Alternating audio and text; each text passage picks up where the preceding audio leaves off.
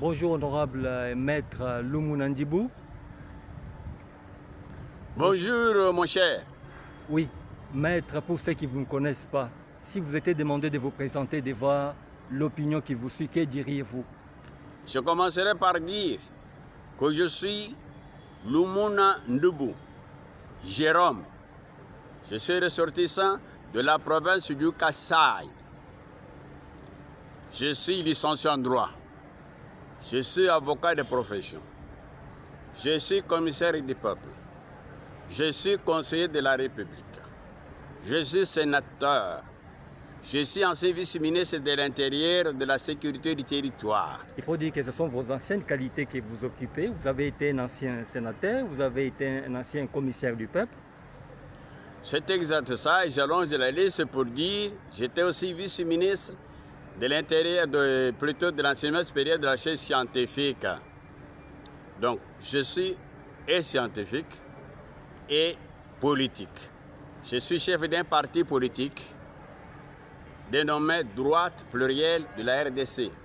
C'est un parti libéral qui fait partie de l'Union sacrée de la nation.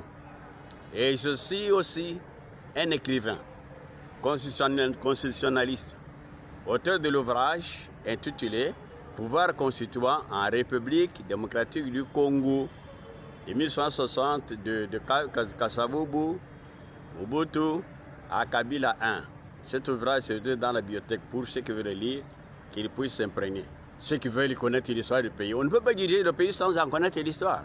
Oui, maître, le samedi dernier, le chef de l'État a réuni sa plateforme politique qui est l'Union sacrée. À l'issue de cette rencontre, les chefs ont annoncé une mesure phare, la mise en place d'un gouvernement national, d'un gouvernement d'union nationale d'ici quelques semaines. Quelle réaction avez-vous par rapport à cette grande décision prise par le chef de l'État?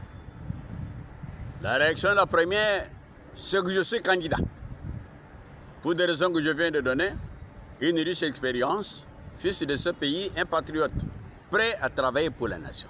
Et revenant sur la main tendue du chef de l'État, nous ne pouvons que l'en féliciter. Le chef de l'État a fait une ouverture, il est fermé. S'il a fait une ouverture, et le gouvernement doit être inclusif, doit comprendre tout le monde. Il revient aux gens bien indiqués, bien préparés, les gens expérimentés, les gens qui sont disposés, qui sont épris des paix de justice. D'aller vers le chef de l'État, je suis le premier. Et c'est la voie la plus indiquée pour que tout quiconque voudra voir arriver au pouvoir, qu'il passe par là. Parce que nous avons dit, nous avons des institutions, le chef de l'État est là, il est représentant de la nation. Tout celui qui a besoin de pouvoir, être ministre ou je ne sais pas quoi, puisque lui a tendu la main, qu'il vienne auprès de lui et ne pas prendre les armes. Oui, entre-temps, l'Église catholique, par le biais de la Synco, continue sa démarche de prise d'un contact, de consultation pour la mise en place d'un dialogue national. Alors, quelle est la réaction que vous avez par rapport à toutes ces démarches que l'Église de bonne foi est en train d'entreprendre? D'abord, nous remercions l'Église catholique et protestante pour avoir voulu prendre cette initiative. Mais, sachant à quoi ça peut aboutir, sachant les termes de référence du dialogue pour les uns et pour les autres, nous disons non, pas de dialogue, monsieur le clergé. Pas de dialogue pour les raisons que voici. Ceux qui réclament le dialogue veulent ce que c'est. Et ça, notre peuple doit le savoir. Ceux qui veulent le dialogue veulent dire appliquer la convention de l'Emera. Donc, le mouvement du 23 mars 1900, la convention qui a eu lieu le 23 mars 1996, a consisté à ceci. On demande aux Congolais, notre pays, de céder 300 km au territoire du Rwanda. Donc on doit enlever 300 km de notre territoire pour donner au Rwanda, aux pays voisins. Et cela depuis le nord, tout le côté de l'est, à commencer par Kisangani jusqu'au Katanga. À Tanganyika? Oui, à Tanganyika. Il faut leur donner ça. C'est ce qu'ils réclament. Ils disent que nous avons eu la convention. Accord 1 le 23 mars 1996. Appliquez ça. Donc la première chose, on est obligé de leur donner 300 km. Et la deuxième chose? La deuxième chose, c'est qu'on demande à ce que notre pays puisse donner la nationalité congolaise d'origine à tous ceux qui se sont trouvés dans ce pays ici, en date de 30 1960, qu'ils soient d'origine étrangère ou pas.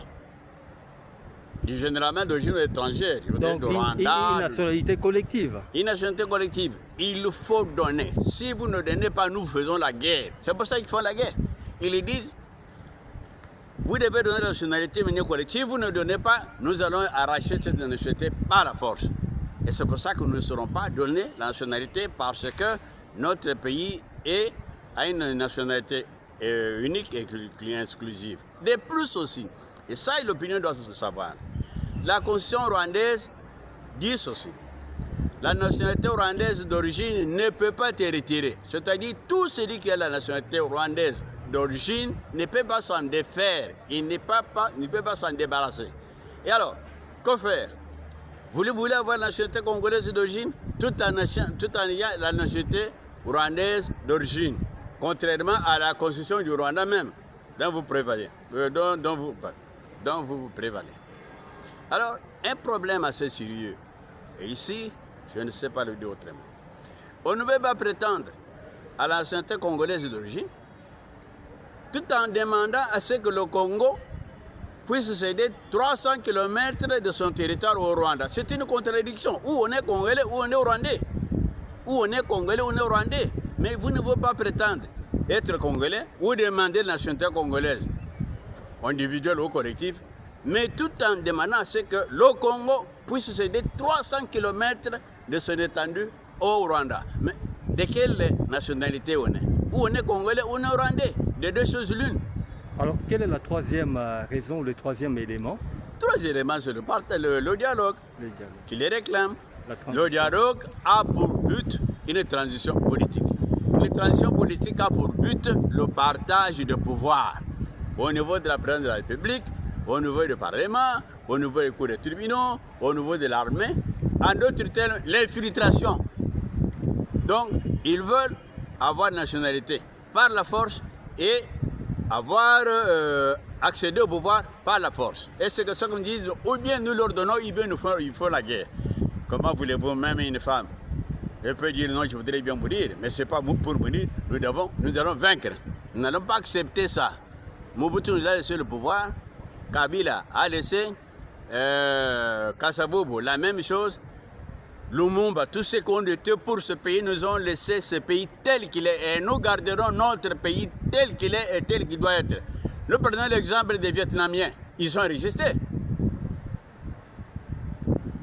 Oui, maître, quel reproche faites-vous à la rébellion et plus principalement Homme 23? M23, ce sont des terroristes. Nous avons ici une armée, une opposition qui est non armée.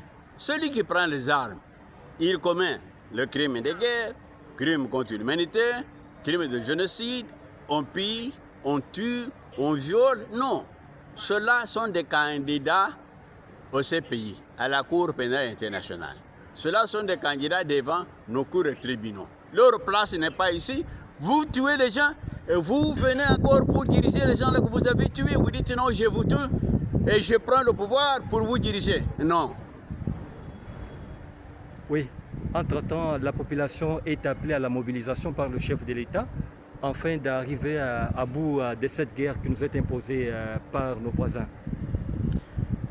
Cher peuple congolais, il est temps de vous mettre debout. Nous avons un seul pays. Il n'y en a pas deux. Nous devons défendre notre pays par tous les moyens. Par tous les moyens. Nous devons défendre notre pays. Nous devons nous aligner tous devant les braves Wazalendo, derrière Wazalendo, derrière les FARDC, derrière le président de la République, chef suprême, commandant suprême des forces armées. Des Congolais, soyons debout. Qu'on ne puisse pas nous arracher notre pays, c'est notre pays, il n'y en a pas deux. Nous devons défendre jusqu'au bout. D'ailleurs, les Luba disent aussi, chez les Luba, ça s'appelle Tendamei. Allons à la guerre est là, allons nous battre, nous allons gagner. Le pays est avec nous, Dieu est avec nous. Alors, quel est le message de la fin que vous avez à l'égard de la population qui vous suit? Peuple congolais, mettons-nous debout derrière les forces armées, derrière les forts, les braves Ouazalendo, derrière le président de la République. Défendons-nous chacun avec ses moyens de bord, et collectivement et individuellement. Le pays est à nous, nous devons gagner la guerre, l'ennemi doit rentrer d'où il est venu, nous ne pouvons pas accepter que notre pays, nous puissions le perdre alors que nous a légué entier. Une fois de plus, merci pour avoir accepté notre invitation et pour avoir répondu à nos préoccupations. Merci, maître. C'est moi qui vous remercie.